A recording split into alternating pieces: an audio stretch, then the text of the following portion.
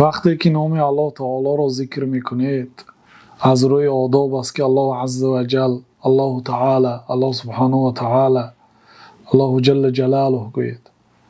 بله، از روی آداب است و از روی بزرگداشت الله تعالی هست که نام الله تعالی را تنها به یک کلمه که دلالت به بزرگی و جلالت و عظمت او میکند تنها نگیرید.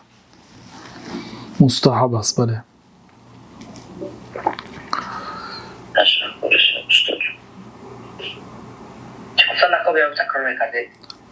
الله عز و جل، الله جل شأنه، الله جل جلاله و تقدست اسماؤه، الله سبحانه و تعالی. همه خیلی گرفتن لازم. الله گفت، الله کرد، اگرچه جایز است لیکن بی آدابی هست.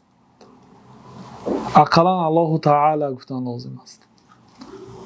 بله. بعضی آدم‌ها در وقت اذان گفتن جل جلاله الله اکبر بگن درست. در وقت اذان وارد نشده است. در وقت اذان وقتی که الله اکبر گفت مؤذن، پیامبر صلی الله علیه و سلم میگه فقولوا مثل ما یقول، شما هر چیزی که مؤذن گفت همون تکرار کنید، غیری حی علی الصلاه حی علی الفلاح، در این حالت لا حول ولا قوة الا بالله میگوید. در دیگر جاهاش حتی در وقت الصلاه خیر من النوم گوید، در اذان بامداد شما هم الصلاه خیر من النوم میگوید، بناهن به قول پیامبر صلی الله علیه و سلم که فقولوا مثل ما یقول، شما بگویید هر چیزی که مؤذن گفت.